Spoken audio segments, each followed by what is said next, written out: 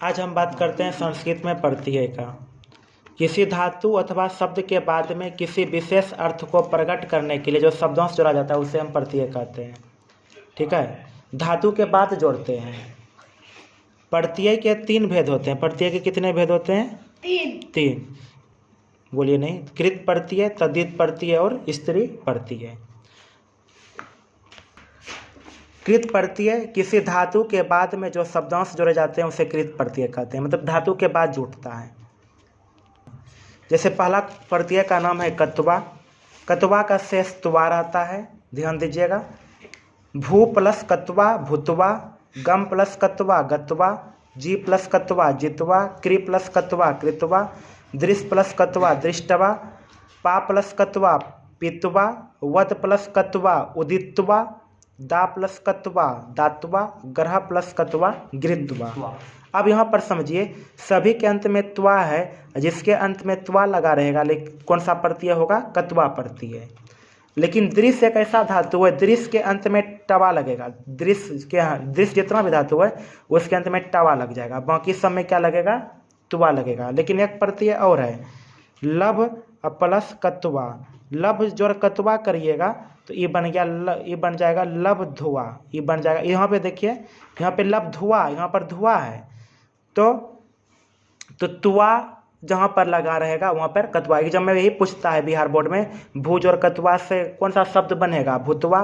भूतवा में कौन सा प्रत्यय है? कत्वा प्रत्यय है। ये सभी क्या है मेरा? ये सभी धातु है और धातु के बाद प्रत्यय लगा है, इसलिए ये सब कौन प्रत्यय में आ गया? कृत प्रत्यय में आ गया।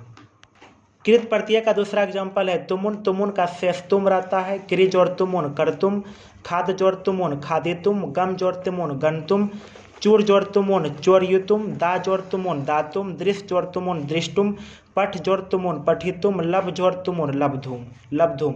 अब देखिए, सब में क्या लगा है? तुम। इसमें भी तुम, इसमें भी तुम, इसमें भी तुम, इसमें भी तुम, मतलब जिस तुमुन का शेष शब्द तुम रहता है। लेकिन दृश्य में हम बताए थे, दृश्य में क्या लगेगा? तुम।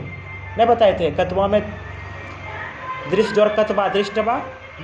हम बताए थे कि जहाँ पर दृश्य लगा रहेगा तो वहाँ पर बन जाएगा दृष्टुम बन जाएगा। ठीक है, लब जोड़ तुम, दृश्य में टो रहेगा और लब में धो रहेगा। तुमुन का शेष क्या रहेगा? तुम शेष रहेगा। कृत प्रत्यय का तीसरा एग्जाम्पल है सतरी। सतरी का शेष अन और अत रहता है।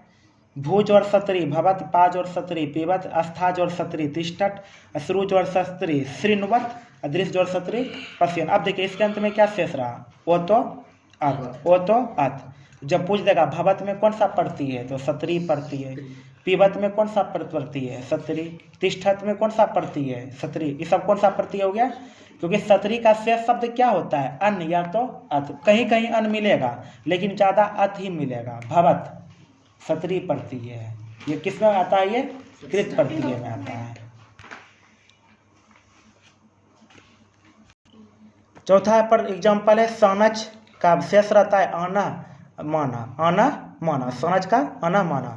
पच जोड़ सनच पच माना, लब जोड़ सनच लब माना, सेब जोड़ सनच सेब माना। तो जहाँ पर मानह लगा रहेगा या आनह लगा रहेगा, कौन सा प्रत्यय हो जाएगा? सनच प्रत्यय। याद हुआ? सनच प्रत्यय याद हो गया होगा। पच माना सनच, लब माना सनच, सेब माना सनच। पचमा कत्वत। कत्वत का शेष तबान रहता है।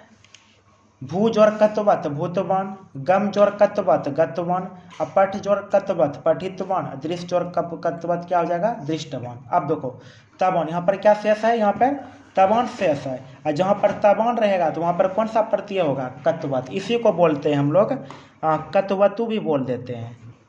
कत्वतु कवियत कत्वत कत्वतु में टेंशन नहीं लेना है। कत्वतु एक ही होता है।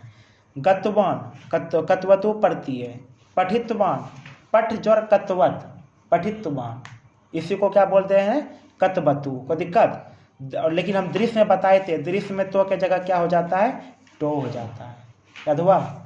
ये आपका कृत प्रत्यय हुआ। लेकिन जब बात हम करेंगे कृत प्रत्यय, अब कृत प्रत्यय में 15 एग्जाम्पल को पढ़ना है। अब तद्धित प्रत्यय में हमें कम से कम 12 और स्त्री प्रत्यय में 3, तो मतलब 15, 12, 27, 3। जब तक हम तीसों को नहीं पढ़ेंगे तब तक समास प्रत्यय में हमें जो है पता नहीं चलेगा कि किस में कौन प्रत्यय है। तीसों हमको पढ़ना पड़ेगा और ये मैट्रिक एग्जाम में 5 मार्क्स का आता है।